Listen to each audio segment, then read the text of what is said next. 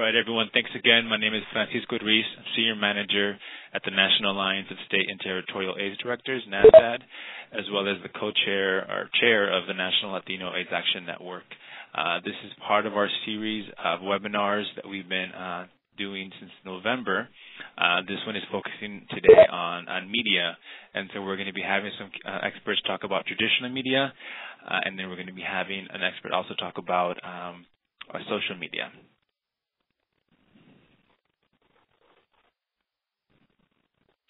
And so for today, we're going to do some welcome remarks and a quick overview of some of the activities that are taking place. And then we're going to have Allison Rodden from Hispanic Communications Network share with us some strategies around traditional media.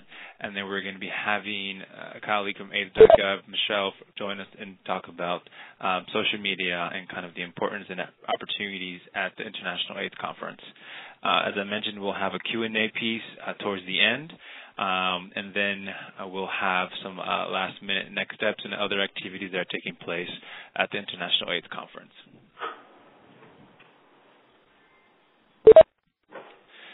So first, I want to get started and ask a quick question. If folks can answer, the question is, have you ever attended an International AIDS Conference?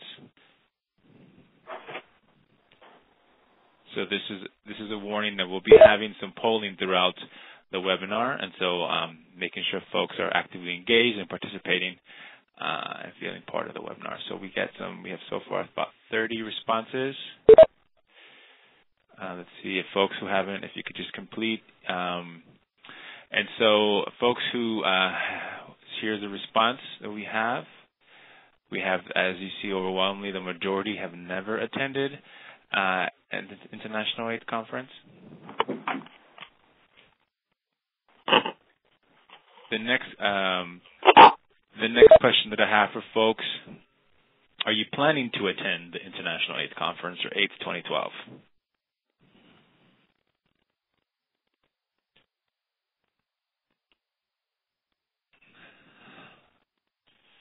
All right, let's see. We have about 30-some respondents. And so nice to see that the majority, about 75%, are saying they're going to be joining us for the International AIDS Conference. So that's great. And so going again, just reviewing, we've been doing these webinar series actually since November. And so the goal is to increase, given the fact that folks have not been to the International AIDS Conference, in large part, even those on this webinar. We wanted to make sure we provided folks some information regarding the conference, as well as some other skill sets around public speaking, PowerPoint presentations, media, such as this presentation for today. And so this is what we've been doing for the past few months. All the recordings are available on our website.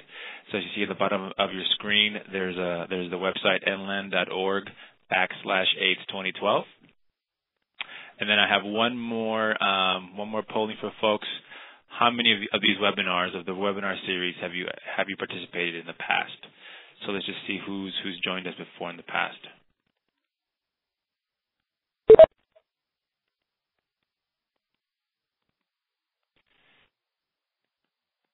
All right, let's a couple more seconds here. And then we have, so the majority, we have about 25% who haven't, 27 now. We have folks, 25% have attended one of these webinars. We have two who've attended 27. So we have folks kind of who attended more than two. So this is just kind of a good idea for us to see retention for these webinars.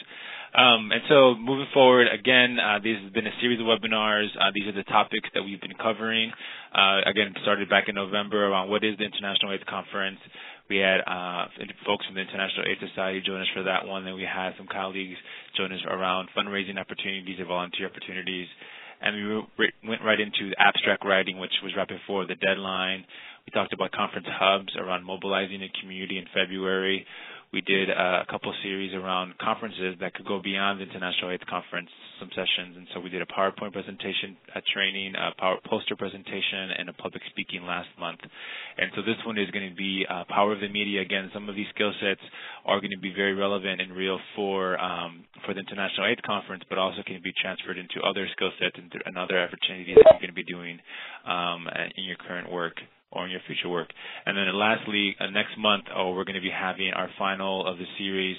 So as Voice to Men says, end of the road, road map and updates. And so we're going to be having, showcasing some of the various affiliated events that are taking place that are Latino specific and not, making sure that we're engaged in other conversations as well. And so we'll be showcasing some of those various activities happening around the conference. So as you know, there is the conference, and then there's the affiliated events, and there's also a global village. So we'll be showcasing some of those activities and telling you a little bit more detail about some of the activities that we'll be organizing as well. And so just quickly, I wanted to let you know the Embajadores program, many of you have applied. Several of you are Embajadores. Wanted to make sure that you knew about this program. We're bringing in, for this particular program, about 22 bloggers. We're going to be having written bloggers. We're going to be having video bloggers and also photo bloggers. And so the blogs are going to be in English, Spanish, and Portuguese. So I want to make sure you guys are able to see who. So this is half of our group. And so make sure you look for these folks at the conference. We're going to be having folks from all over the country. As you can see, we have folks from Utah, from Puerto Rico, from California, New Mexico, Texas, Washington, Pennsylvania. We have some other colleagues joining us, again, from Chicago, from Florida, from Missouri. So, we're going to have a good representation from around the country. And, again, some of them will be doing the written blogs. We'll also be doing blogs, photo blogs, so showing images of what's happening at the conference, and also we'll be having short clips, video blogs. So make sure you follow us, and all this information, again, is on nlaan.org/AIDS2012. And so just let you know that. Make sure you guys are up to speed on that information. And I'll cover towards the end a little bit more of activities that we're doing, but I don't want to take away the mic from our two presenters. And so we're going to get started first looking at traditional media. And so we have Alice Schwaden she's the Director of Client Engagement at the Hispanic Communications Network. And it's a hybrid social marketing company that also serves as the largest producer and syndicator of Spanish language educational media content in the U.S. Allison designs multimedia marketing campaigns exclusively for nonprofit, government, and socially responsible business clients. She'll give you a little bit more information about what they do at the Hispanic Communications Network. So, Allison, *7 to unmute yourself. Hello. Yes. Thank you, Allison. Thank you. So, hi, everyone, and thank you, Francisco, for inviting me today to join for presenting to you all the power of media. I'll be presenting together with Michelle, who's overseeing more of the social media aspects of today's presentation. For my section of the webinar, we're going to be focused specifically on traditional media. So traditional media meaning more of radio, television, and print versus online and digital. So with that, so we are working together with Francisco over at NLAAN as well as the Latino Caribbean Collaborative, LCDC, I should say, the Latino Caribbean Diaspora Collective community. What we're doing is we are teaming up to help out in terms of promoting the different events that are going on that are focused on Latino and Caribbean communities surrounding AIDS 2012. So it's all about getting more people to know about different opportunities that there are to have Latino and Caribbean voices heard over at AIDS 2012 and using traditional media to do that as well as social media. So in terms of traditional media and what we're focusing on today, we're going to be primarily highlighting what the difference is between PR, which is public relations, and communications versus advertising and marketing. We're also focusing on how to develop a communications plan. We want to provide you all insights in terms of how it is that you can develop your own communications plan that you can implement at your own organizations on a local level or on a regional level if you're working in that kind of capacity. Also, we have traditional media platforms in terms of providing you insight in terms of the strengths and ways that you can leverage traditional media platforms such as radio, television, and print. And then also for media relations and tools, basically how it is that you can develop tools and how you can develop your own effective pitching so that you can work with media in ways that will really increase their interest and also make them sort of want to work with you as subject matter experts. And then finally, tips on effective media stories and media pitches, how it is that you can be effective in terms of getting your points across with the media and also making sure that they turn to you as the go-to source. So a little bit of information about our organization, Hispanic Communications Network. We are the leading social marketing and media company targeting Latinos in the U.S. So what we do is social marketing is not the same as social media. Social marketing means more of taking what you would think of as advertising or marketing that something like Coca-Cola or Nike would be doing, but instead of selling products, what we're doing is we're in this for creating positive social behavior change. So a lot of it is focused on health. It's focused on education, financial literacy, home ownership, also civic engagement, immigration. So there's a number of different topics that we cover through social marketing and developing multimedia solutions for our clients who are primarily government and nonprofit clients so that we can help them connect with Latino communities throughout the U.S., increase their brand awareness amongst Latinos, and then also make sure that people have access to the resources that they're developing in ways that are culturally relevant and so that they can connect to them to find ways to improve their lives. And on the PR and media relations side, because of the nature of our clients here, the government and nonprofit clients, that typically the budgets that we work with are not exactly the McDonald's and Nike type of levels of budgets. So with that, we are used to working with earned media, which is primarily what you see with PR and media relations, so that we're doing a lot of pitching in order to get the media on board with carrying our clients' messages. So quick poll question for you all. Have you all ever done PR or media relations for your own organization or agency? Please raise your hand if you have.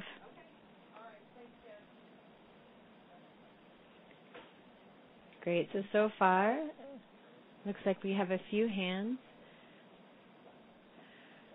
Great. So about half of you, a little bit over half of you, have done PR or media relations for your own organizations. Excellent. So then it sounds like we're not starting from a 101 level for half of you. And for the other half of you, that's fine if you don't have any experience.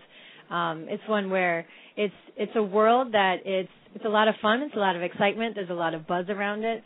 And it's one that definitely is very different from social media. It's not as interactive in the sense that you're interacting directly with the target audiences, but one that you're getting the media buy-in. So it's a different kind of talk and pitch. All right, next question.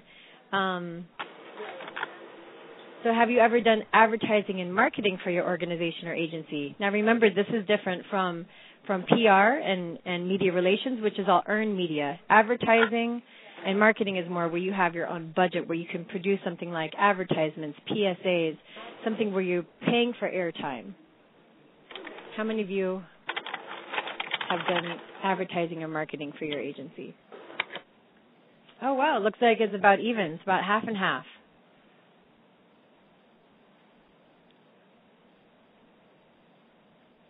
Great. So thanks, everyone, for responding to that. So now we have a feel of what kind of expertise or kind of experience you all have for your background.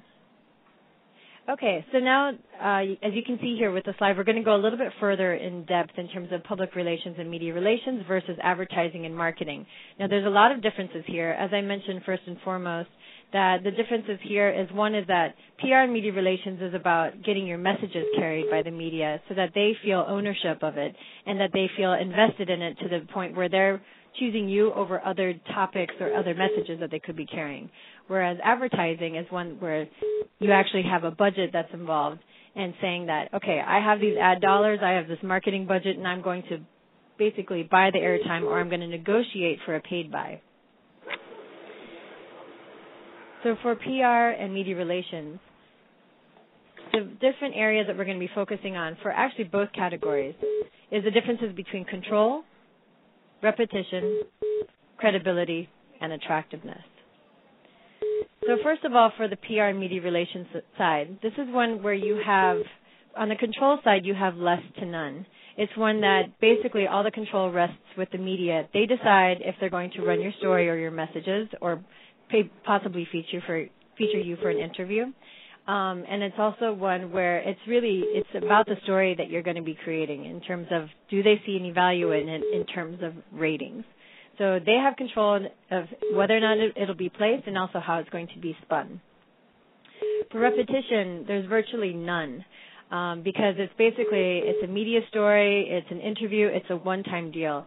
And so what you need to do is constantly refresh in terms of reconnecting with your media contacts, making sure that they have you front of mind, and also that you need to sort of have a different angle or different buzz or spin every time it is that you're going to approach them.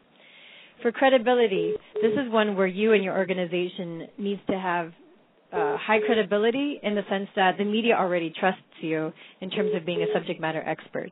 So it's one where if your messages are being chosen by the media to be carried, then it's one that the media already believes that you're credible, and so most likely that'll carry over to the audiences as well because of the way that they're disseminating or spinning your message. And then also for attractiveness. So universal appeal is required for your story. It's one that you really have to think about how it is that you can position the story so that you want to be targeting your audience, but at the same time you want to make sure that it's going to be appealing to a greater scheme or greater sort of, I guess you could say, sphere within their target audiences, the media themselves, like who it is that's watching that television show, the morning talk show, who's listening to the Rush Hour Drive radio program, things like that. All right, next is for advertising and marketing. Once again, looking at our different fields here. So in advertising and marketing, you have a budget here. And budget, at the end of the day, everybody needs to stay in the black, including media. So with the paid budget, you have much more control in terms of when and how, basically what time your PSAs are being aired, and then also in terms of how frequent it's going to be. So all that repetition frequency is defined by your budget. If you have a larger budget, you can saturate. You can, for example, buy out airtime, such as the Obama campaign is doing a lot of the swing states. They're buying out airtime on television. They're buying out airtime in radio because the general rule of thumb for marketing is the greater amount of frequency you have, the greater amount of retention your target audience will have, and then they'll be able to actually internalize those messages and take action on them. The credibility is not as high on the flip side because it's not one where you had to earn sort of the attention and the respect of the media because you're essentially purchasing your airtime. And then finally, for attractiveness, basically all you have to do is target your specific segment that it is that you want to reach. So that's the difference between PR and media relations as well as advertising and marketing. Now, this all starts off with a plan. It's really critical that you are very methodical and that you're deliberate when you're putting together your planning process. And by the plan, we're talking about your communications plan, whether it be PR or marketing, PR and media relations, which is what we're focusing on today, versus advertising and marketing. So it first starts with research and discovery. So research and discovery needs to be both internal and external. On the internal side, you all need to get with your team, and you need to identify what are our internal priorities when we're talking about public relations and media relations. How is it that we want to position our brand, our staff as subject matter experts, and then the issue itself? And at the end of the day, what do we want out of it? On the external side, the research and discovery is more about getting the pulse of sort of the external landscape in terms of who are your target audiences, do they know about you, what's their level of awareness about your organization, and then also what are their perceptions of you. Like, for example, are you credible? Are some of the, target audience members, are they already coming to you if they need, everything from, it could be something like HIV testing to be turning to you all as someone who can understand or help navigate in terms of what the options are for treatment. And then also, what's your competition? For example, and competition doesn't have to be about direct service providers. It can be something that's policy-oriented. It could be someone who sort of is ruling the airwaves or the traditional media or even social media in terms of your target audience is already turning to them and what type of information or resources they're providing. So that's the internal and external research and discovery that you want to focus on. That's first and foremost, because based on this research and discovery, you're going to be able to develop the next part of your plan, which are the actual components. So for plan components, you want to define, first of all, SMART goals and objectives. So SMART this is a word that we've actually developed, or we haven't developed ourselves, but we're borrowing it from the CDC because they use it often, and many of you on the call have probably seen it as well. SMART goals and objectives. SMART is an acronym. So SMART, S, means you have to create goals and objectives that are specific. They have to be measurable. Measurable meaning, at the end of the day, what kind of measurable results do you want to see? For example, how many phone calls do you want to see to your hotline? How many people do you want to see in the door who are getting tested for HIV? Things like that. A means achievable. You want your goals and objectives to be achievable. You don't want pie in the sky. You don't want big picture. You want very targeted, narrow, achievable results that are realistic, which turns into R, the realistic side. And then finally T, time sensitive. So it has to be time based.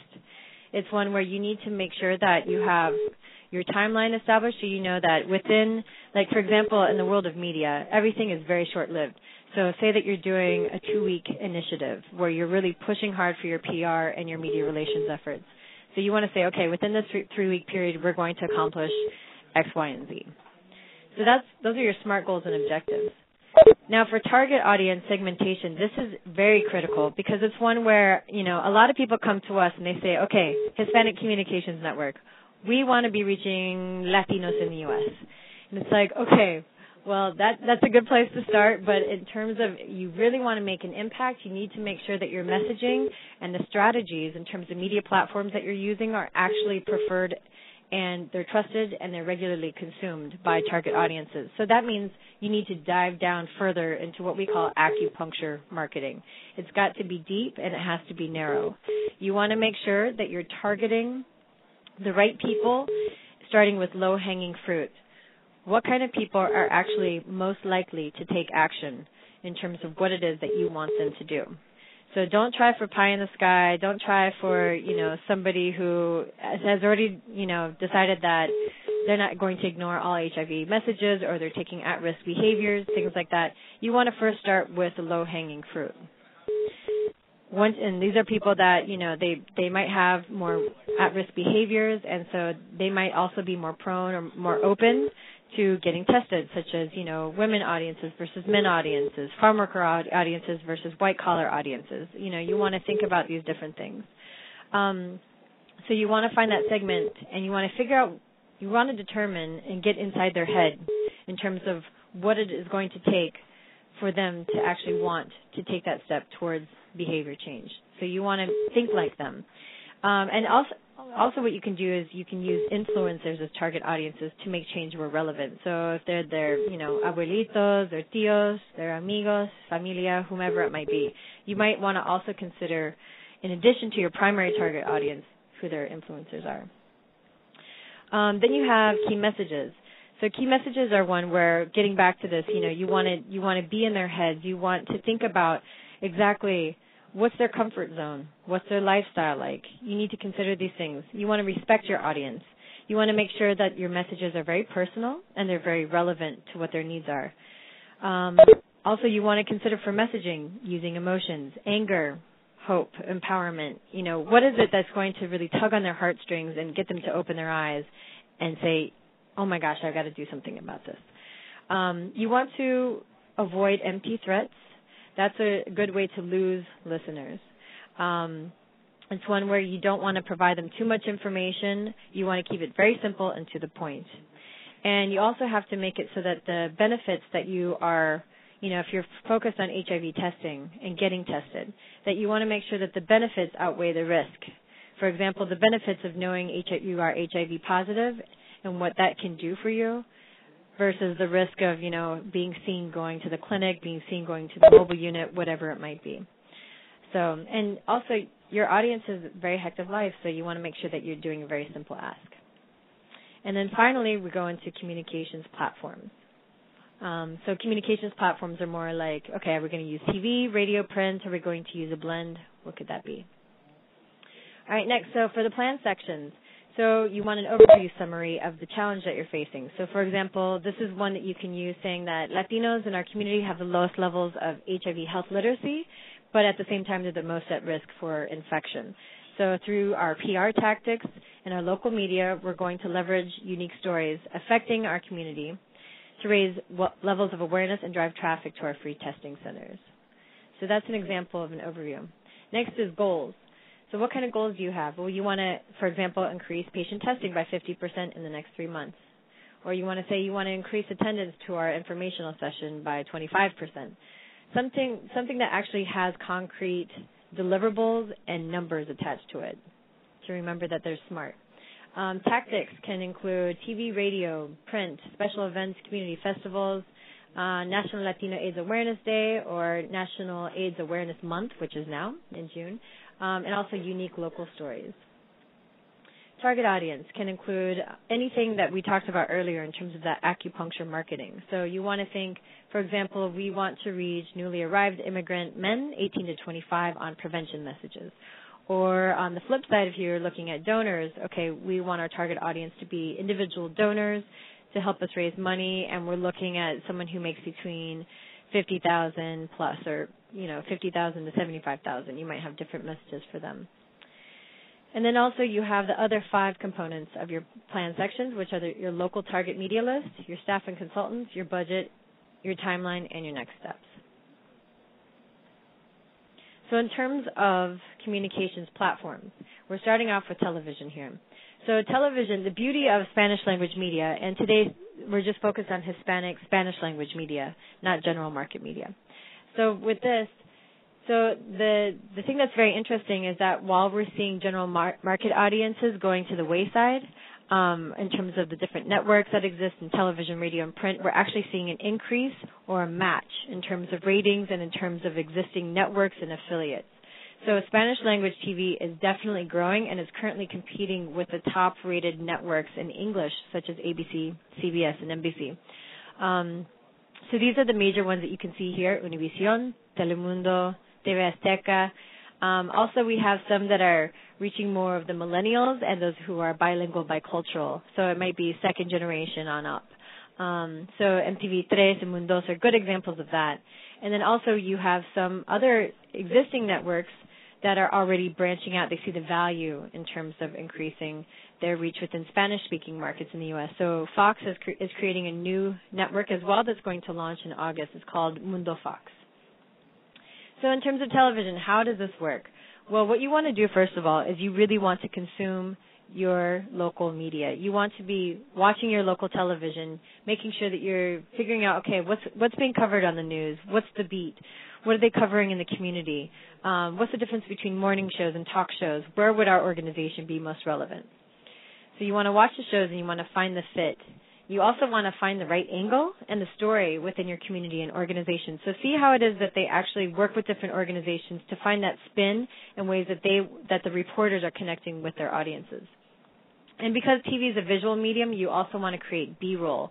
So B-roll, you can hire a production company to come over and maybe take some shots of exactly, your services, your staff working with direct clients.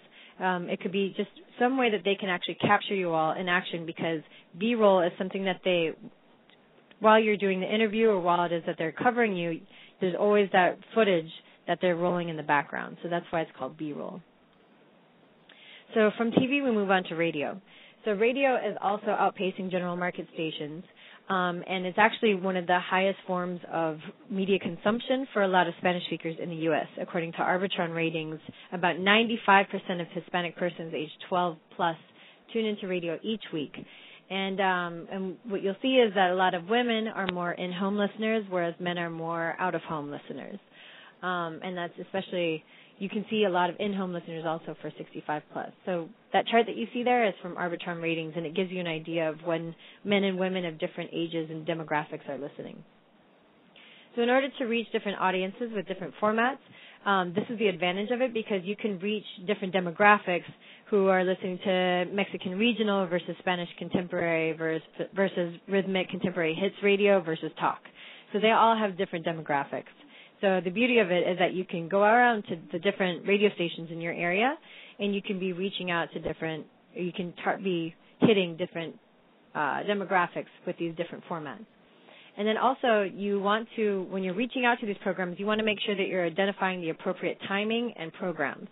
So anything to do with your local news calendar, your community calendar, the morning drive, the rush hour, listen to it and figure out when your target audience is listening themselves and exactly when would be a good fit for you to pitch the media. Now for print, now everybody's, been hearing the sad stories about how newspaper is going to the wayside and everything's converting over to digital. Well, the interesting thing is that Spanish language newspapers, they too are suffering, but not quite as much. It's one where there's still a lot of, especially weekly or less than weekly newspapers, as they call them, according to the Pew Research Center. So you can see here the difference between 2010 and 2009, that it's been about steady for dailies, weeklies, and less than weeklies. The newspapers are still very strong. There's different ways that you can approach it. You can create op-eds, letters to the editor, press releases. These are all key ways that you can be working with your local newspapers or your print mediums. And remember that newspaper, it's not just about text. You want to keep the text limited to 450 words or less. And additionally, you want to provide a photo or an image because it's still a visual medium. Now, in terms of building a target media list, who is it that you want to be talking to at these different outlets? Well, first of all, you want to create a media list, and you want to create a database that's going to be organic because you're going to be constantly updating it because media oftentimes has a turnover rate. So you want to make sure that you're building the database and that every time you make contact with them and you get new information, that you're able to update your database. You want to consume your local media to find out, exactly which TV outlets or radio outlets or print outlets is it that we want to be working with.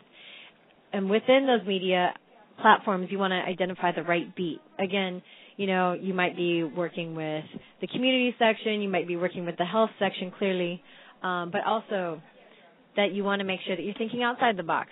Go in the food section, go in the business section, and that you identify the right players. So this is a list here that will provide you. Don't be reaching out directly to the hosts for television and radio. That's like the lowest totem on the pole. You want to be reaching out to these people listed here instead. All right, next is for media relations. It's very critical that you build relationships over time and that you really know the media outlets so that when you pick up that phone that they know that you know exactly what it is that you're talking about and you can reference their programs and it'll make it more personalized. Also, you want to contact them when you have a great story angle or a great opportunity for them to see your organization in action. So make sure that you're very careful. Don't sell some everyday boring pitch. It's one where they actually want to see something that's like high impact because at the end of the day, it's all about ratings. So if you have a hot story there, you want to give that exclusive to the media outlets that you think are going to generate the most press and the most audience penetration possible. Remember, they're your clients, so be careful with that. You want to make sure that you're actually pitching and selling to them, not the other way around. They don't work for you. So, okay, quick poll because we just want to make sure everybody's alive and kicking. So raise your hand if you have existing good working relations with your local media. Just raise your hand there. Okay. Anybody who has good working relationships with your local media?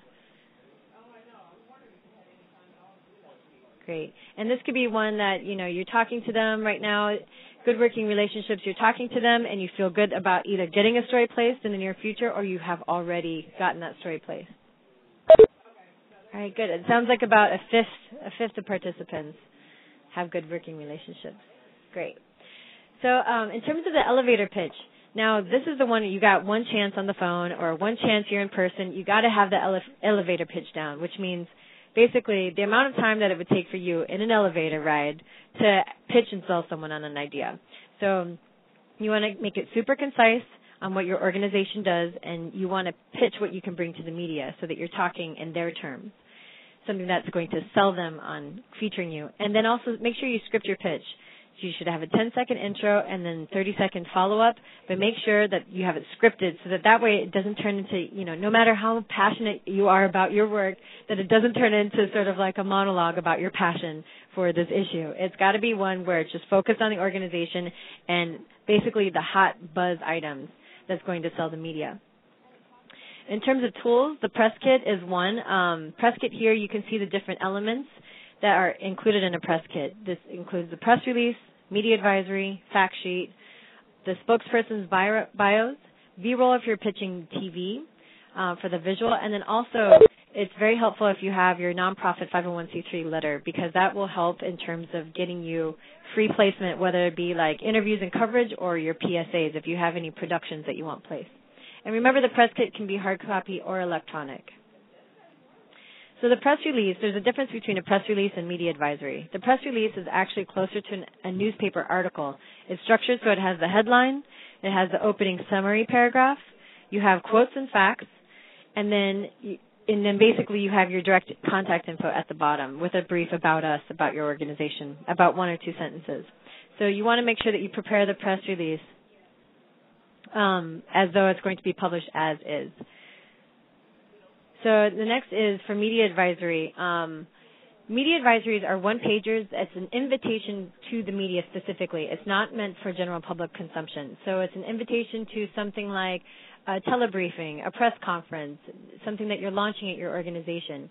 You want to make sure the who, what, where, and how are all there in the media advisory. It's got to be super simple, clean, to the point. Make sure that you include who it is that's going to be available for interviews, and then your contact information.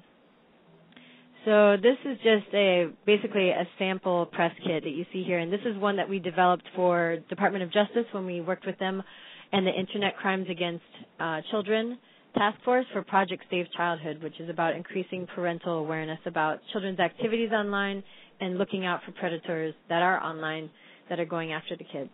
So this here is a Spanish language. Basically, it's the media advisory, so you can see that, how it works. This is the English language version. It was a bilingual campaign. So this is the state's attorney's, the spokesperson bio here that you can see. This is one that we did down in South Florida and Miami. These are the fact sheet, so it's a line of statistics. And then also this is the press release right there that you can see. And then this is an example when we were working for the Boy Scouts of America. This is their 501c3 letter from the IRS so that we could get free placement in terms of earned media for their PSAs that we developed for them. So we'll be able to send around to you all this PowerPoint presentation so you can see everything as well. Now, the difference between an electronic press kit and a hard copy one is that the electronic press kit can actually live on your website. It can include all of these different elements, including the media advisory, press release, fact sheet, spokesperson's bios, and the B-rolls and images. But you can also place your logos and any connections you have to your social media or digital media through the electronic press kit, so it's an instant connect for anybody who visits the EPK, such as the press. Next is the multimedia news release. Now, this is one that instead of using traditional PR wires like Hispanic PR or Business Wire or any of those, you can actually go digital, which is online. So the multimedia news release, you can hire them to send out a digital version of your wire. So it'll have your press release, it'll have your social media, any links to relevant websites or anything that you might have, as well as digital media, your video or your audio. So basically, and I know that I'm about to run over time, so just two more quick little tip sheets right here. So one is building effective stories and pitches for the media. So make sure that the media is looking for good stories, so you're actually saving them time and resources. But remember, you have to sell them first. So make sure that you understand your local media, that you're consuming it on a regular basis, and also, and so that you can tailor your pitch and your story to fit the local media, but then also understand your target audience. Make sure that everything you're saying is culturally and linguistically relevant. Don't have an English language story that you want to target recent arrivals, say farm working communities. So you're going to have, if you're reaching out to multi-generational, bicultural, bilingual, or even fully acculturated Latinos, that you might have a different cultural approach with those who are more recent arrivals. So be careful that it's culturally relevant. Understand your target audience is what I just mentioned, and then human interest stories with the testimonial. So these are the ones that are highest ranking. They really love any time that you can have a problem or a solution, like a telenovela style, where you talk about, and even getting dramatic sometimes, while preserving the integrity of the stories that you're featuring, of course. So Anytime that there's a problem there and then there's a solution, that's what they love. Anytime you can also connect it to a monthly theme or awareness day, such as National Latino AIDS Awareness Day or National AIDS Awareness Month, which would be this month, that's always a great connect. That's a good way to spin it. Use your press kit materials. Make sure it's ready for the media. B-roll is always great, and photos or images are excellent for newspapers. And then finally, just make the story personal, as I was mentioning earlier. Don't just focus on your organization. They're not really interested in organizations. It's more about the people. You want to make sure that you offer an exclusive if you have a really hot story. That's a good way to secure yourself on the top rated stations. And then you also, if you have like a local celebrity, a doctor, a musician, a figure that people can relate with, that's always great to have their endorsement and to have them trained so they can speak on your organization's and your issue's behalf. Look for a national tie-in for the story, and then also, as I mentioned earlier about the telenovela format, conflict and controversy with two sides is always a buzz item. And then just make sure that you always have that solution to the problem that connects back to your organization and your call to action so that you can hit your metrics that you're looking for. And that's it. So thank you all for your time. I really appreciate it, and I hope that you all picked up a couple of tips here and there in terms of how it is that you can work with traditional media. And we'll, of course, Francisco and NLAAN will be sending out copies of the PowerPoint. Great. Thank you, Allison. We're going to move right along into now social media. And so many of you voiced earlier that you have been using social media. And so we're going to get going with Michelle Samplin-Salgado, who's with AIDS.gov. And she has more than 15 years of professional experience in health communications, public health, social marketing, website design, usability, and social media, with a specific emphasis on emerging technologies. And so, Michelle, are you unmuted? I think so. Perfect. Thanks, Michelle. Okay, great. Fantastic. All right. So I'm advancing my own slides. Is that correct? Okay. Yes. Do you have, okay. Are you able, there we go. Perfect. Great. Okay. Hi, everyone. It's nice to see some familiar names on the list of people that are participating. Like Francisco said, my name is Michelle Samplin-Salgado. I'm the social media strategist for AIDS.gov. I've been working with AIDS.gov for about 5 years or so, and was fortunate enough to go to the International AIDS Conference 2 years ago in Vienna. So hopefully have some stories and some tips to land about that and how we use social media at the conference. But let me start by where we're going to go for the next probably half an hour that we have. So I'm going to talk about what is new media, but really briefly I'm going to give just a real rough overview and provide some resources of where you can find some more information, because what we really want to focus on is thinking about how to develop a new media strategy specific for the conference, what things that you can do between now and AIDS 2012, and then some tips on using. I'm really going to focus on Twitter and blogging, but touch on a couple other tools that you can use while you're at the conference. So I also have a poll. I know we got to this a little bit before, but so we've got two questions. The first one is, which of the following social media tools do you use for your organization or agency? And it is, you may use them personally, but what do you use in your organization?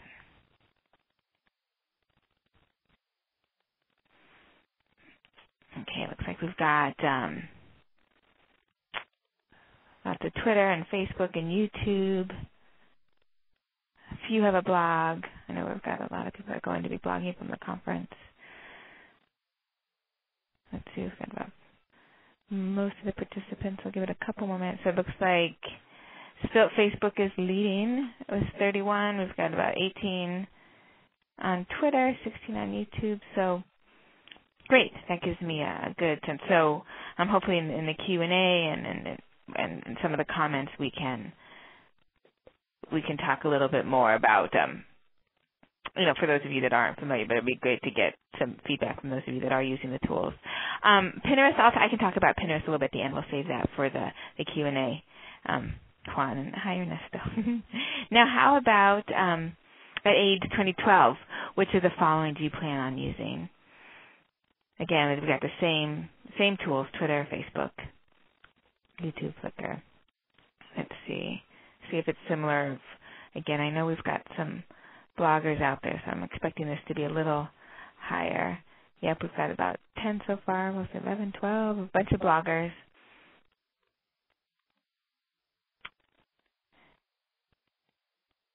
So that's great. Looks like so that's pretty exciting to think about how some of you that aren't blogging, we had 5 people that are using it now for the organization, and we're up to 17 that are going to be blogging again. I know as part of the Embajadores program, there'll be a lot of blogging as well. So that's really great to see. And again, we'll provide some tips towards the end on how you can kind of most effectively blog from the conference, so that you can all see that. So again, Facebook is leading the way. Flickr, not so much. I'll talk a little bit as well about what kind of photos will be available at the conference. So I have just a couple slides about what is social media. At AIDS.gov, I actually did a Google search again. I like to kind of look on Google and see what the number is up to when I try to Google what is it? I had over 3 billion results this morning, actually. But there's a simpler way of looking at it, so we don't have to go through all. And many of you may have seen this, but this breaks down some of the tools. This is social media explained through donuts. So Twitter, that might be something someone might say that I'm eating a donut. It's a way, and you can see there's a little pound sign before. That's a hashtag. That's a way to search on content. We'll talk about using the hashtag AIDS2012 to follow the conversation around AIDS 2012. Facebook, I like donuts.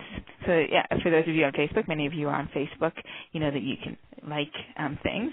Foursquare is a tool where you can check in. It's geolocation. It's usually with a mobile phone or a smartphone. This is where I eat donuts. So this is you're connecting your activities to where you are. Instagram is it's a photo sharing application. So here's a vantage point of my donut. YouTube is here I am. Here's a video of me eating a donut. LinkedIn is a professional social network for those of you who may be familiar with that. My skills include donut eating. Juan, this is a summary of what we can talk about later. And Pinterest here's a donut recipe. Pinterest is a way to tag visual content. It's almost like a visual scrapbook, and you can share. Last.fm is a radio. So now I'm listening to quote donuts, and G+ is Google+, and that's it's kind of known to have a lot of kind of technical geeks on it. A lot of Google employees. So I'm a Google employee who eats donuts. So it just shows that you can take one. In this case it's a donut, but how you can look at the social media tools and take so many different ways, whether it's what you're doing with it, how you like them, watching you do it, sharing recipes, taking photos. So we always we think this is a kind of fun way to look at that. But even more, more so at AIDS.gov, we think of it. We don't think of donuts all that much, actually, but we think of social media as a means to connect, to create, to collaborate, engage, and to really listen. I'm going to really kind of drill home the listening today. So now think of how some of you may want to do some of these things, how you may want to connect, create, collaborate, engage, and listen at AIDS 2012. So we'll come back to having a plan, but again, it provides new and exciting ways. These are all things that were happening. We've always kind of connected and created things, but before creating a video, if you wanted to create a video for your organization, it was much more complicated than what many of us can do now with our phones and have a video up on YouTube in a couple minutes. It levels the playing field. It allows all of us to collaborate and engage with each other across borders, particularly at the International AIDS Conference. That's going to be really exciting. But again, the listening is a really important component of anything that we do in social media. So that is actually, because I'm not going to get into any of the specific tools. There's a lot of really great resources, and I'm available always. I'll have my email at the end as a resource as well. But I wanted to,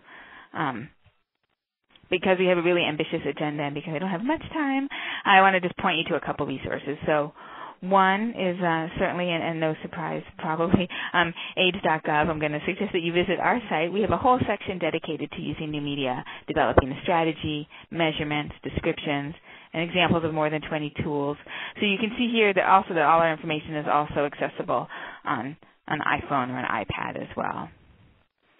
This is a tool that NLAAN created. They actually distributed it at USCA. HIV Prevention Goes Social. I'll share that link. I just really don't have the link up here. But that's something, if you Google this, it's actually, we also link to it from the AIDS.gov blog. And then something that just recently came out, probably just a little over a month ago, is the CDC just launched this guide to writing for social media. So that provides some really kind of hands-on tools and tips and some exercises to kind of help you practice tweeting and practice. It even includes text messaging, and so I'd encourage you to take a look at that. Take a look at that guide as well. So, but let's take a step back and think about what it is you're hoping to accomplish with social media, new media. What you're trying to accomplish at the conference, but also what you're trying to accomplish at your organization and overall. But whatever it is, whatever you're trying to accomplish, let's start there. Let's think about how it's going to help you reach your goals, and think about who you can be listening to. So one of the approaches that we use at AIDS.gov, and is that it's the post. Sorry, my fonts are kind of a little messed up here. It should be a capital S, but we call it the post approach, and this was developed by Forrester Research. It's people, objectives, strategy, technology. Those of you who have heard Miguel or any of us from AIDS.gov speak, you've probably heard us talk about this before. It's something, again, that really guides all of our activities, and we really encourage you to think about this as you're planning for AIDS 2012 and as you're planning for your other social media activities, to start with who it is that you're trying to reach. Are you trying to reach your constituents, clients, communities, partners, patients? Who are they, and what do you know about them? Where do they live? What languages do they speak? What do they care about? Later on, when I talk about blog tips, we're going to talk about picturing the person you're writing to. And in web design and a lot of communications, we think about personas. We visualize our audiences, and we put real names and real faces to them. But whatever you do, or however you think about it, it's important. It's always important to start with the people with who you're trying to reach. And specifically for social media, what do you know about how they use social media? What do you know? Do they use Twitter? Are your audiences on Facebook? Will they be at the conference? Are they going to be at home and you're communicating back to them? What do you know about them, and how can you find out more? So we've got, again, a little over a month. Is that can you use the tools that you're already using to find out how your audiences are using social media? Are there other ways that you can also find out? One resource that we use a lot, often a little bit, to the Pew Internet. That's a really great resource to find out how people are using different tools. So I actually don't have this one on the screen, but I think it was just last week that they released their most recent Twitter report. So they found out, for example, one of their findings was that Black Internet users are using Twitter at higher rates. So they use it. 28% of online African Americans are using Twitter. There's 14% of Latinos, 12% of whites. So that gives you broad strokes. It doesn't give you kind of specific. It doesn't give you that acupuncture, specific and deep, but it does give you a general idea of how, if they break it down by you can see on the right-hand side by teens and different topics, and they have different generations online. So I would really encourage you to kind of take a look at Pew Internet data as well. Then after now that we know a little bit about who we're trying to reach, or we've given some thought to that, the next is to think about what you want to accomplish. Do you want to encourage people to get an HIV test? Do you want to provide information about services? Do you want to engage your audiences in a conversation about stigma? If we're at the conference, do you want people to find out about the latest research? Do you want them to advocate for something that's important to you? Do you want them to understand what's happening in the global village? So what is it that you want your audiences to accomplish? Okay. And what do they want to know? What about the conference is relevant to them? So maybe it's the scientific sessions. Maybe it's some of the satellite sessions. I'll plug later on and provide some more details about a new media satellite session that AIDS.gov is sponsoring on Monday evening of the conference. Maybe it's the Global Village or the Youth Program or the National AIDS Strategy. So after you know what you want to accomplish, think about, is it measurable? Can you ask them to do something, to click on a link, comment on a post? And part of measurement is also looking at your end goal as well. So not just how they're interacting with new media, but what are they doing to reach your end goal? The next, so we've got people, objectives. Now we have strategy. So how will you meet your objectives, or what capacity do you have? how does this fit into your overall communications activities? So an example of a strategy is at AIDS.gov for the last few years for World AIDS Day, we've sponsored the Facing AIDS campaign. Some of you may have participated in that. We asked people to hold a sign with them and take a photo of themselves about what they're doing to face AIDS. So the objective there is to help reduce stigma, but our strategy for Facing AIDS is to have people put a face to the epidemic and to share messages about what that means to them. That's our strategy. So hopefully many of you have already uploaded your photos, and actually at AIDS 2012 we're launching a Facing AIDS app, so you can face AIDS at the International AIDS Conference. And then also specifically at the conference, in addition to hopefully Facing AIDS with us, what topics will you cover, and what is your voice going to be? We're going to talk a little bit about finding your voice later on. What's your specific niche? Is it youth, advocacy, prevention, people living with HIV? So thinking through what's going to be my strategy. And then last, and maybe the most fun part for some of us, is what are the tools? So you've noticed I haven't really mentioned any of the tools. I guess I just mentioned an app. But before that, we were really talking about who we were trying to reach, what we were trying to accomplish, and how we were going to accomplish it. So now we get to the tools, and again, we'll talk a little bit more about some tips for that. But social media and communications in general is really less about the tools and more about who you're trying to reach and what you're trying to accomplish. It could be Twitter, it could be Facebook, it could be a blog, it could be Storify or Pinterest or Instagram. It could be one of many things. Again, thinking through how it's going. Which of those tools will help you reach your strategy or reach your objectives, rather. So here's a tool I'm going to send to Francisco so we can send it out afterwards, hopefully along with the slides. This is a worksheet that we use. Really encourage you to use this for the conference or before you do any new media activities or kind of launch into any kind of campaign. It's something that's been really helpful for us. Again, putting audiences first and ending with technology. So the next part, so we talked about strategy. Now I want to talk a little bit. We have a little more than 4 weeks, but I want to kind of focus on that last week before. I think we're all going to be kind of going crazy, getting ready for the conference. But so we've got about, I think, 3 good weeks to really listen to the conversation. So I want to give you a little bit of a challenge. I want to challenge you to listen. Many of you, we saw that more than half of you are using the tools to communicate, but also really focus on listening. So what do you want to know? What is important to know about the conference? Not only about your audiences, but what are people saying about AIDS 2012? So one way to do that, if you're not on Twitter, I know many of you are, but if you're not on Twitter, sign up. It's that easy. You don't have to start tweeting. We're starting by listening. It's got 3 weeks of listening. So then start following people. Search for the hashtag AIDS 2012. See who else is talking about AIDS 2012. I'll show you in a moment how easy it is to kind of find people similar to you, what Twitter does to help you with that. I also encourage you to find some people different from you. And find people. I follow lots of HIV organizations. I follow a lot of new media stuff. I do a lot of yoga, and I like food, and I follow some musicians and some.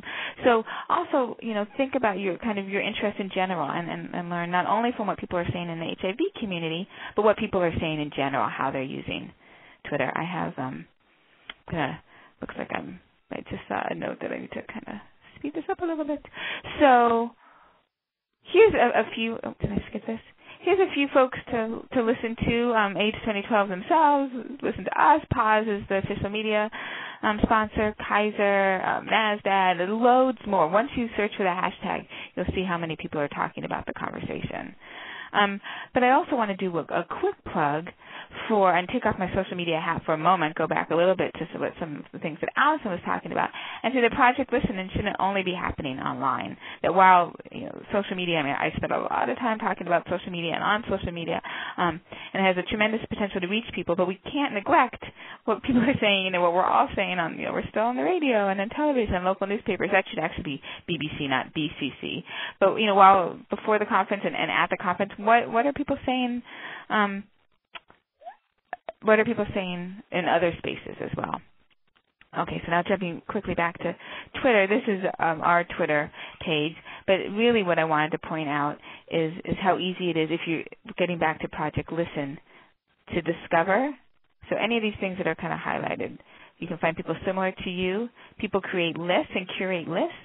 So there's a lot of ways, and again, if you go and you put in this hashtag, this is called a hashtag, AIDS 2012, you'll see what the conversation is about the conference. And I also encourage you to curate your own lists, but really first start by listening. So that's a little bit about Twitter, but you might be one of the 850 million people that are also on Facebook. Most of you are on Facebook. So look at what the conversation is happening on Facebook as well. Friend a couple folks or follow a couple organizations that you're not already following, and just listen. If you feel compelled to comment or to like something, by all means. But really this activity is to kind of reflect on what's happening, what you notice, what kind of things rise to the top for you. And a couple other things that you can follow blogs. This is a Google Reader to follow some blogs. And then there's also Google Alerts for those of you. You can get emails. You can get them once a day. Every time they're published, I put an International AIDS Conference, and it will show you what people are talking about right at that moment. You can link through, but again, you can get to your email box. So if you're someone that is not on social media so much, you might want to kind of watch the conversation, but you are at your desk a lot or on a computer a lot, Google Alerts might be another way to follow the conversation. And then there's just a myriad of other tools. YouTube, what videos are people creating? How are people?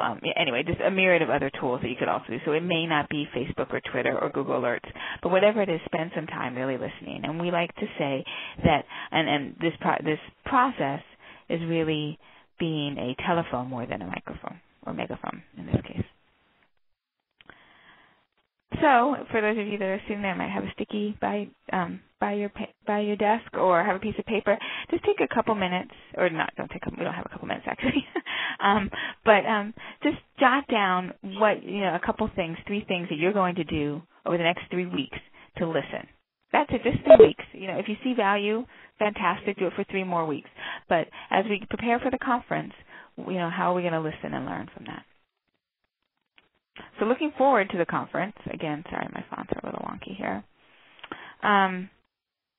We've got a couple other things to do.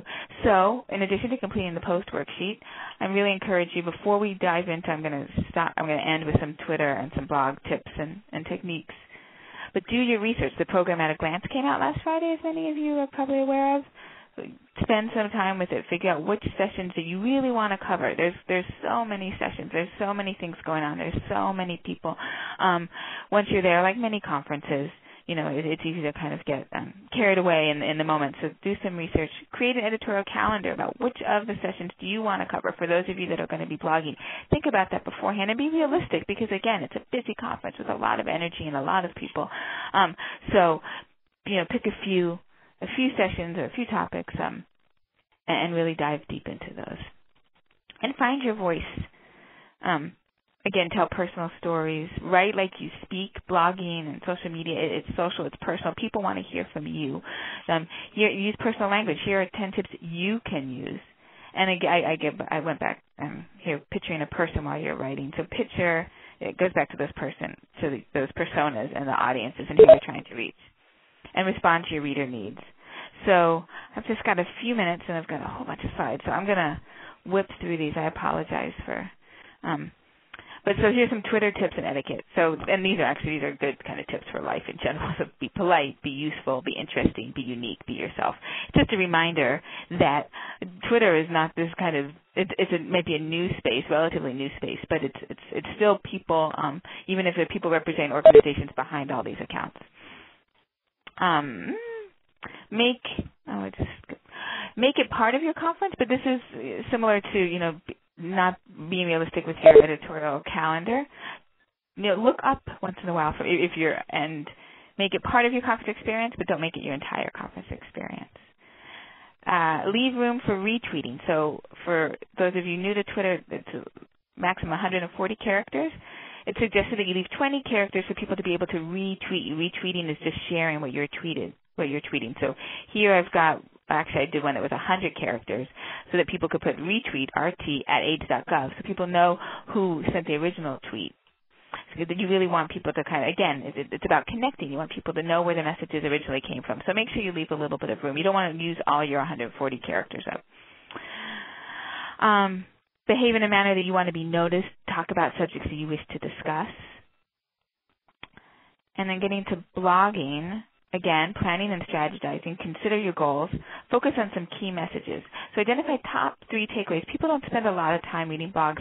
People scan the internet, and they scan what they read. So if you have more than 3 takeaways, write another blog post. And create conversations. So do things that are actionable, write about things that are actionable and relevant, not just kind of a summary of what the session is. Unless, again, your goal is just to provide a summary. Create an interesting lead-in. You're going to hear a lot of really interesting quotes and facts. Start with that. Weave your conclusions throughout because people really do scan. Engage in conversation. So encourage comments. End with a question. Ask people to share their opinions, their stories. Ask what they want to continue hearing from you while you're at the conference. And be specific. Provide a specific question. And as much as possible, be interactive. Infuse some personality. So, again, this is you. People want to hear from you. Be authentic, whether it's Twitter, whether it's blogs. We want to design for scanning. So less is really more. AIDS.gov, our blog posts are about 350 to 500 words. We write in an inverted pyramid. You want to really start with, and sometimes writing you kind of end with the punchline. You want to start with your punchline. You want to really draw people in the beginning. You want to use headers and bullets. You want to create visual interest as well. So speaking of visual interest, one of the things that this is from the Vienna conference, but I know that they're doing this as well for AIDS 2012, is that they put up on SmugMug. I don't know if this is going to be the exact link. They haven't released the exact link yet, but every day they put professional photos up that are available. Anyone can use as long as it with the appropriate citation. So that's a really great resource. So they're free, high-resolution photos for use by the media and others as long as appropriate credit is given. So I really encourage you to think about that. Those are things that it doesn't just have to be on your blog. You can also be tweeting, and you can be uploading photos that are from their photo gallery. You also want to write killer headlines. You want to be really bold. You want to draw people in. There's going to be a tremendous amount of conversation happening around the conference. So, yes, SmugMug is a free service. You want to use dynamic words. You want to make it active. You want to start with facts. People really like lists, the top 10 of this and the top 40 of that. And you want to be specific as well. And then there's a couple other places you could be. Actually, there's not a couple other places. There's like thousands of other places you can be. You can create video when you're there. You can check in on Foursquare. You can be uploading images to Facebook and sharing lots of information and creating polls on Facebook. You can be taking photos with Instagram. You can be tagging images on Pinterest. You can be curating a conversation using Storify. So if you don't know what any of those things are, there's a lot of resources online. I'm available as a resource. AIDS.gov is available for a resource. I could direct you to the right people, but just know that there's tremendous opportunities to share your story from the conference, and people really do want to hear your story. We're very fortunate to be able to be at such an important conference and to have it in our country again. Ooh, typo. And also think about how you can repurpose your content. So this is from our Facing AIDS. So we have a website, Facing AIDS. We blog about it. We created a video. We tweeted. We uploaded it on Facebook. Think about how you can do the same thing with your content from the conference. And I don't think I really have time to talk about the systems, but just to say that you can use Google Calendar and Google Forms. We use AIDS.gov to manage our editorial calendar, where we use the tools themselves to measure success. We don't just look at comments and we don't just look at traffic and clicks and links, but we also look at the comments and the retweets. These are some of the tools that are provided by Facebook Insights, YouTube Insights, comments, blog comments. So, I invited you to spend a few weeks listening. So I wanted to end by saying that when we listen, we learn from what we're listening to. We adapt our messages, and then we repeat that once again. So listen, learn, adapt, repeat. That's kind of our mantra at AIDS.gov. And my two last pitches, I'm sorry, Francisco, is that I really want to encourage you. We're doing a survey about the state of new media. We're actually going to release some of the preliminary results together with NMAC. So we really want to hear your voice. We want to hear how you're using social media. We want to hear how you can be better supported in using social media, if there's policies that you would like to see in place. So we have here's it, surveymonkey.com/S/state of new media HIV. Again, it's going to be a study and a survey of new media and HIV. So we really are hoping that you'll take some time. There's like 15 questions. It doesn't take very long. And then I also mentioned that we have a satellite session. So Todd Parks, who's the CTO from the White House, he's going to be moderating it. These are some of the speakers. We have about 3 or 4 more speakers that we're waiting for confirmation that will also be presenting. That's Monday night, July 23rd. So we'd love if you all could come, could blog about it, could tweet about it, could talk to us and meet us. And all these speakers and our other planning committee, which includes people from the representatives from Gay Men's Health Crisis and other organizations, San Francisco AIDS Foundation, other organizations across the country, will be providing technical assistance and one-on-one consultations after the satellite session and in the AIDS.gov booth throughout the conference. Phew, and I'm done. And thank you, and I apologize for my speediness towards the end. There's my email. Please don't hesitate to contact me. And then here's ways that you can follow and listen to AIDS.gov on our multiple social spaces. So, thank you. I turn it back to Francisco. Thank you so much, both Allison and Michelle. Thank you so much. And Michelle, I'm still waiting. I want a donut now. Thanks for that. We're going to open up the lines. If folks have questions, we've entered the Q&A. We have about 10 minutes. Thanks again for sticking with us. We still have a good number of folks with us, so that's very good. Thank you. Normally we have an hour-long webinar, but this one was extended an extra half hour given all the content, as you could see. That's really, really important for us, moving, with International AIDS Conference, but also beyond. So, again, *7 to unmute yourself if you have any questions, and we could see if Allison and Michelle could answer some of your questions.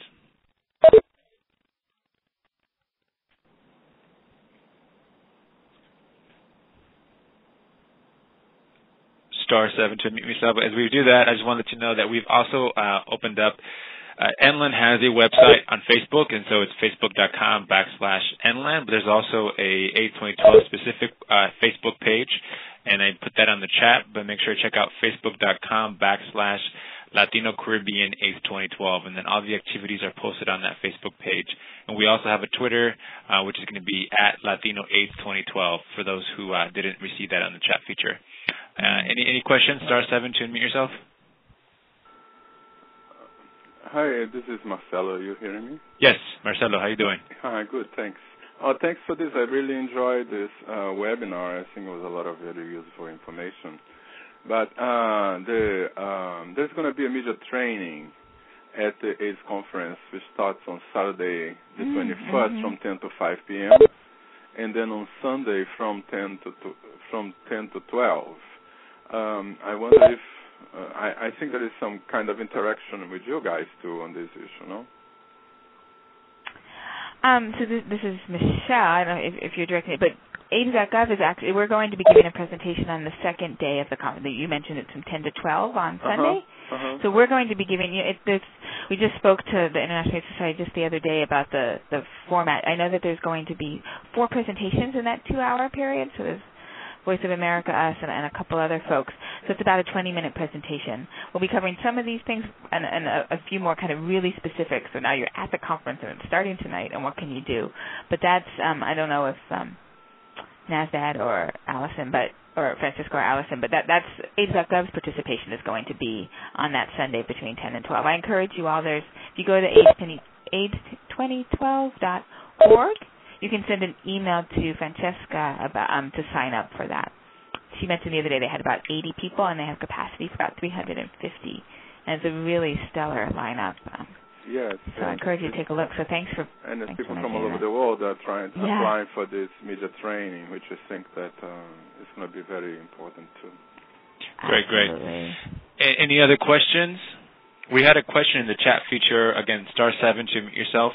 But we did have a question. I think this was for Allison. Is there a difference between local and national media? And I think it was referencing one of your slides.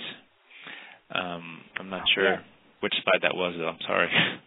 I think it was the one when it was referring to television, the difference between national networks versus local level media. Correct. And it's one where that's a very good question. The approach is very different, and the reach is very different. It's one where especially if you're more of a local focused and local serving organization, you want to stick to your local media as well. It's one where those relationships that you develop are going to be more because of the geographics and then also because of the common interests that you share in terms of potential reach and audiences. It's the same community that you're serving. So with that, I mean, it'd be easier for you all to form relationships, to be pitching with them, and to be connecting with them. On a national level, it's one where the networks, the real opportunities there are going to be with like the morning talk shows. For example, Despierta America is kind of like the Today Show. There's also Levántate. There's all these different morning talk shows, which are typically the best times to get in for any health-related interviews or coverage.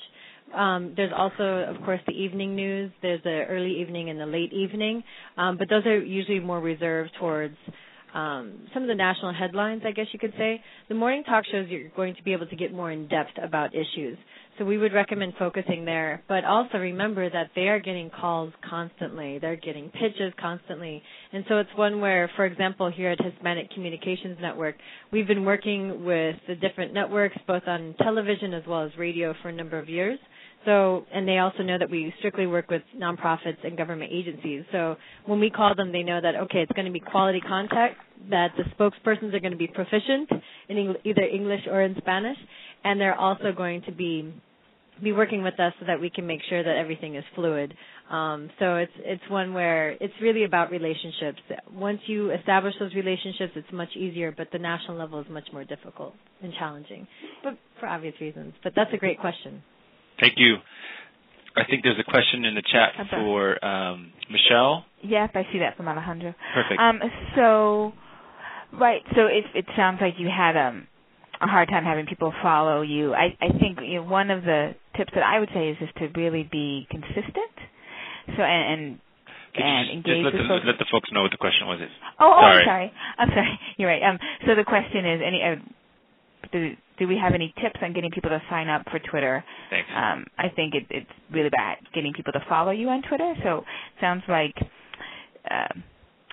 this person tried to have a Twitter account, but it's hard to have people follow them. So I think being consistent is one thing. We have about 170,000 close to, but we started with one Twitter follower, like everyone else follows with one Twitter follower, and gradually grew that since. Actually, our very first tweet was from the International AIDS Conference in Mexico City. But I think being consistent, and the conferences are really great places for people to, if you use that hashtag, if you use the hashtag or # AIDS 2012, people will see you as part of that conversation. Also, if you follow people and then, I see that Marcus is also saying the same thing. If you follow other people, usually the etiquette is that people will follow you back. So if you find people that are aligned with that's not always the case. And you may, depending on your organization, at AIDS.gov, for example, we don't automatically follow people back because we have kind of certain criteria on who we follow. But oftentimes, if you follow someone, they'll follow you back. So find people that are aligned with you, that have things in common. You can engage with them, you can retweet them, and also hopefully they'll follow you back as well. But I think really being thoughtful and consistent and authentic, and just keeping on it even when it seems like not many people are listening is really important. Great, thank you. We have a couple more minutes. I think there's a question for Allison in the chat. Do you recommend PSAs? PSAs, I do recommend them in terms of if you have the capabilities to produce quality content. That's going to be, PSAs need to be really short, 30 seconds. For radio is usually 30 seconds to 60 seconds if you're lucky. Same thing with television, but usually you need to have a pretty healthy budget there in order to get everything from scripting to storyboarding to casting. And you also have to be very careful that you do not give too much information. You really are only limited to realistically, it's about 180 words. So it's kind of like you have to do a tweet, but in words, not characters.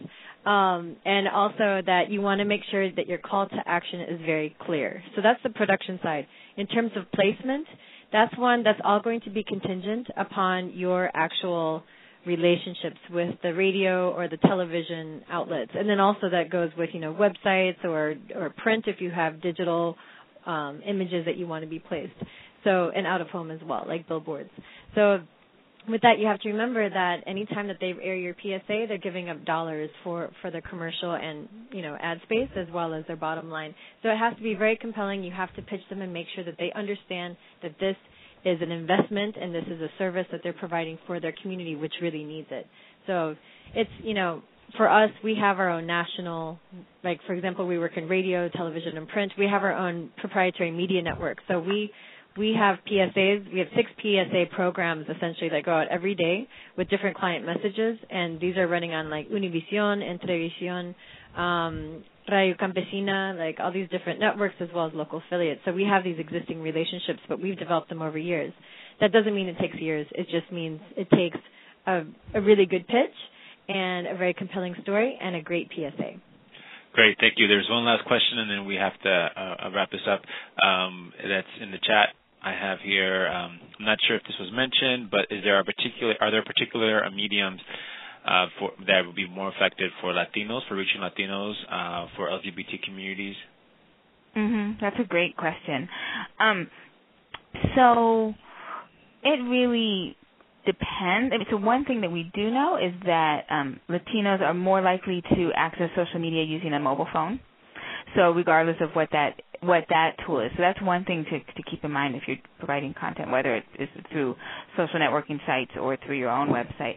Also, text messaging is another way. That's one thing that I didn't mention, but there's a lot of really great platforms to provide text messages to folks. So granted, that also involves kind of getting people to kind of text into you and to opt in to receive your text messages. But that is one thing.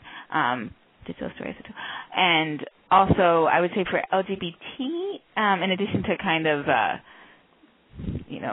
Grindr, things like that, there's also, we do a lot of outreach specifically to LGBT blogs.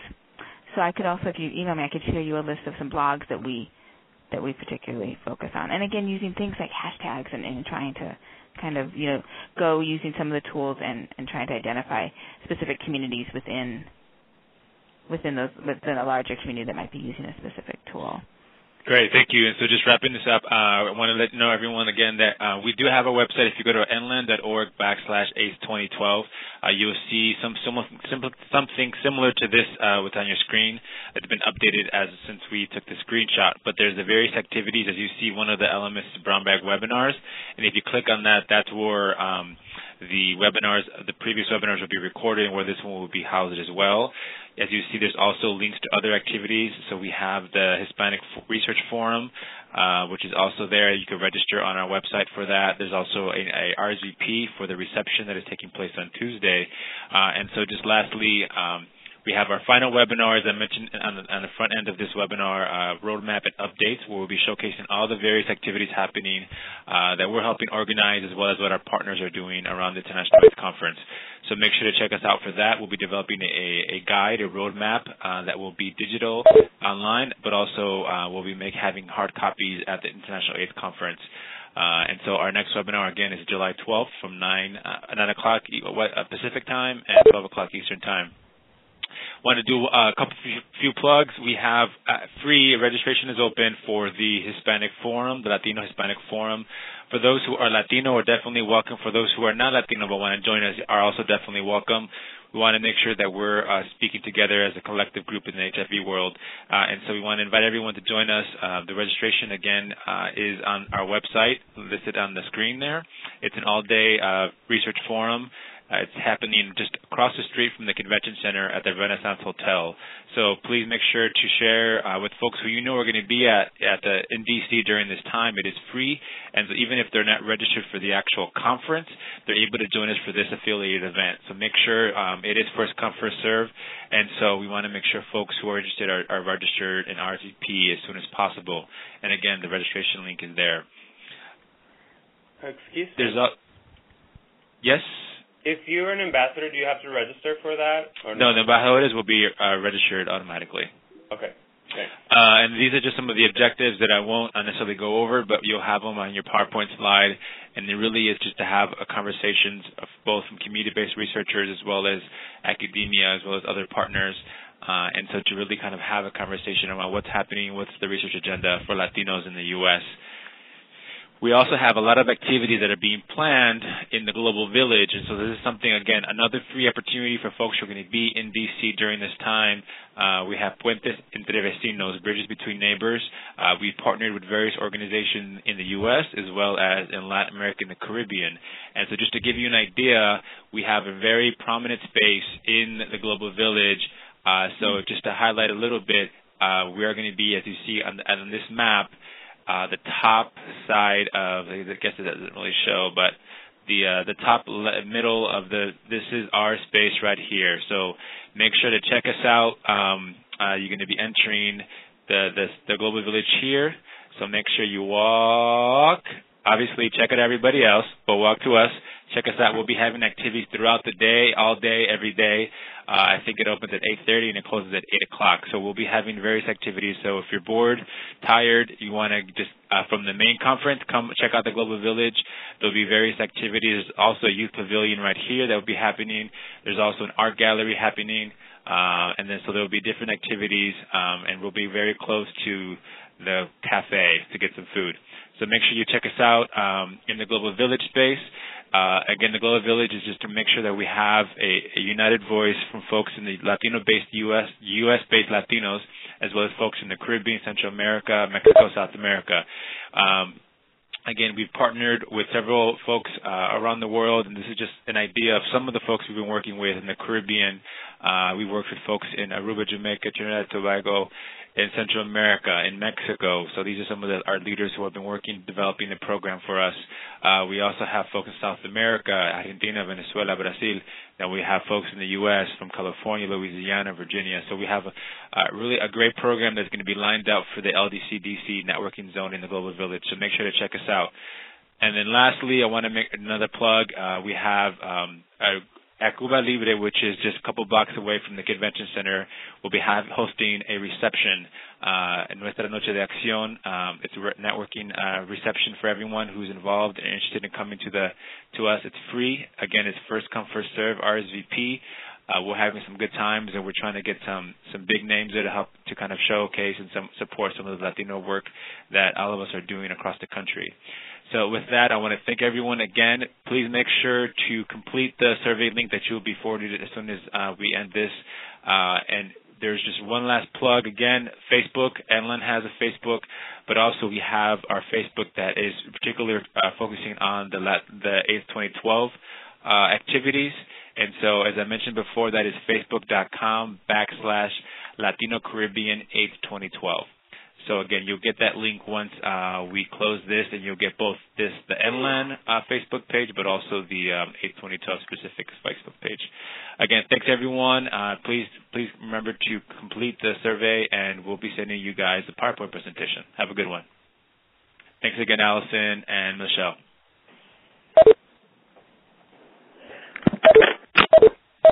Thank you. Please stand by. Thank you. Please stand by. Thank you. Please stand by.